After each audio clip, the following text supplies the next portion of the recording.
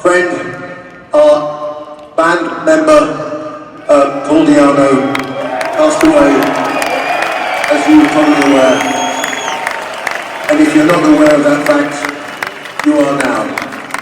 So, Paul was instrumental in the first 2 albums, groundbreaking with Killers and the first album, an amazing voice, devoted to rock and roll right up till the last minute of his life.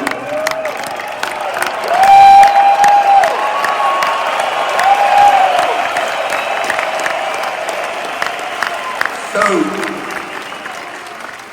would just like to give maybe, for those of you who were born and still remember those early albums, when obviously I wasn't in the band and he was,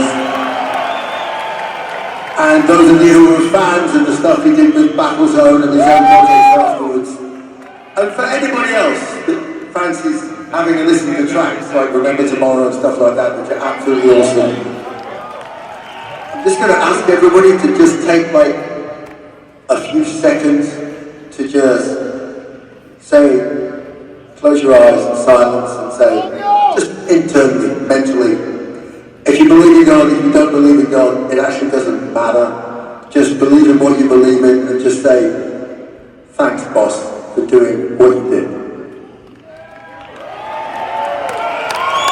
Thanks boss.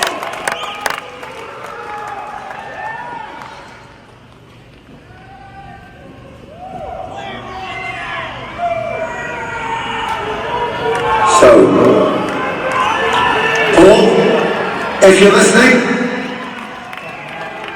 this is a little message from Minneapolis to wherever you are, upstairs or downstairs, you're having fun. Minneapolis, for PaulDi'annowheelchair, scream for that!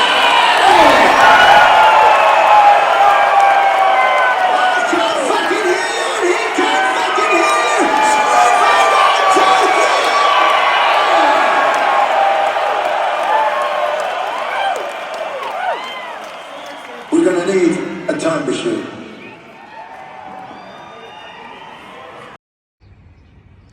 I welcome you guys back on here. If you're new, consider subscribing, liking, and also share this video. So following the news that PaulDi'annowheelchair, who appeared on the first 2 Iron Maiden's album, had died, now we've seen a performance that was put up just a couple of days ago. The band before that had issued a heartfelt statement saying they were all deeply saddened to learn about the passing of PaulDi'annowheelchair early on, or a couple of days ago. So they gathered together on a show and they commemorated, they paid tribute like you've seen at the beginning of this video, and early on they had released a statement like I've told you, and it read that it's just so sad he's gone. And according to Steve Harris, he said, I was in touch with him only recently as we texted each other about West Ham and their ups and downs. At least he was still gigging until recently. It was something that kept him going to be out there whenever he could. He will be missed by us all. Rest in peace, mate. Paul had made Harris and other members of the band in recent months, and they had said that Paul's contribution to the Iron Maiden was immense and helped set us on the path we have been traveling as a band and for almost 5 decades, according to a statement that was further revealed by Iron Maiden. His pioneering presence as a frontman and a vocalist both on stage and on their first 2 albums will be very, very fondly remembered, not just by the band only, but of course even the fans and the world at large.